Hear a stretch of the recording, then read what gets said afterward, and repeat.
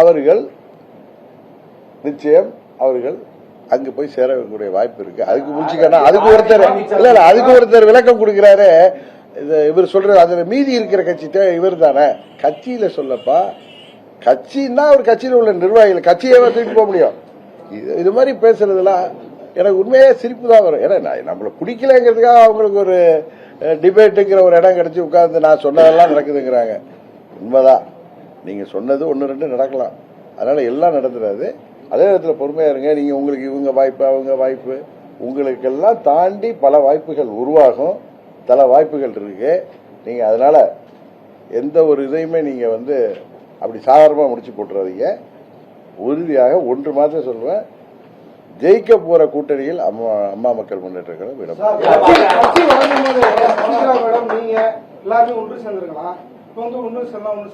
என்ன பண்றது. நீங்க சொல்ற அட்வைஸ புரிஞ்சுக்க தெரியல. எங்க 3 பேருக்கும் புரிஞ்சுக்கிட்டாங்க பண்றதா. நீங்க நினைக்கிற மாதிரி நாங்க செய்யணும்னு அவசியம் இல்லை சார். நாங்க ஒன்னா இருக்கோமா இல்லையாங்கிறதெல்லாம் உங்களுக்கு வெளிப்படையா சொல்ல முடியாது. எதை தேவை என்ன செய்வோம். அதனால ஒவ்வொருத்தருக்கும் ஒரு கருத்து இருக்கும். கரெக்டா.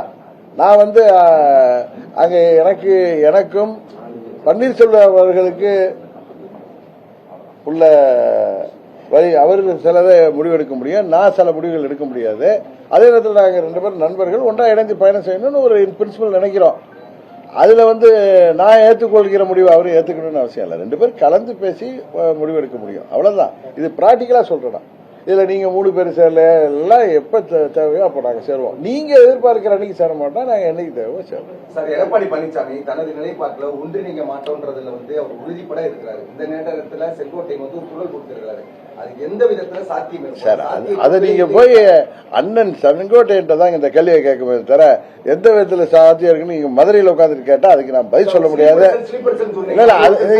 நீங்க எப்ப பார்த்தாலும் ஸ்லீப்பர் செல்லுங்கிறது இல்ல ஸ்லீப்பர் செல்லுங்கிறது ஏதோ எம்எல்ஏவோ எம்பியோ கிடையாது.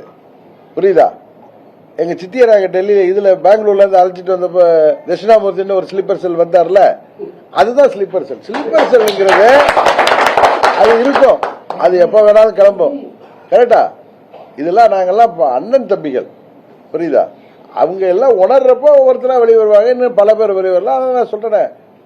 அங்க அம்மாவின் கட்சியில் உள்ள நிர்வாகிகளும் தொண்டர்களும் இதற்கு மேலும் அவர்கள் யோசிக்கும் பட்சத்தில் ஏதோ அமமுகவை டெல்லியில உள்ளவர்கள் மீண்டும் எங்க கூட அழைத்து வந்து விடுவார்கள் அப்படின்னு அவங்க நம்பினாங்கன்னா அது அவர்களை ஏமாத்து.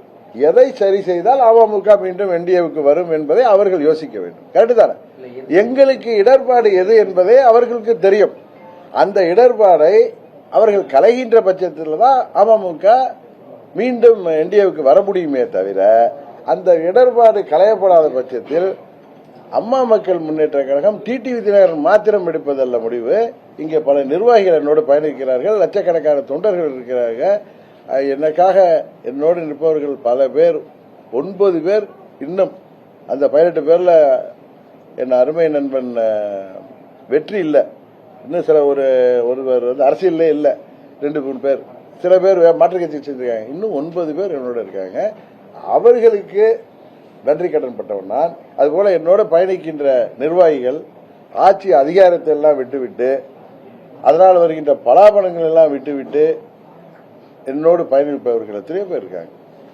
அவர்களை எல்லாம் கட்டுப்பட்டவன் தான். நான் ஏதோ பொதுச்செயலாளர் நான் தன்னிச்சையா பைலாவை மாற்றவோ நான் இதெல்லாம் பண்ற நபர் கிடையாது. எங்கள் தொண்டர்கள் மனதிலே நிர்வாகிகள் மூலம் அறிந்து அதுபடிதான் முடிவெடுக்க முடியும். இப்பொழுது நான் எடுத்த முடிவு எங்கள் தொண்டர்களின் அழுத்தத்தால் நிர்வாகிகள் சொன்னதால் எடுத்தது.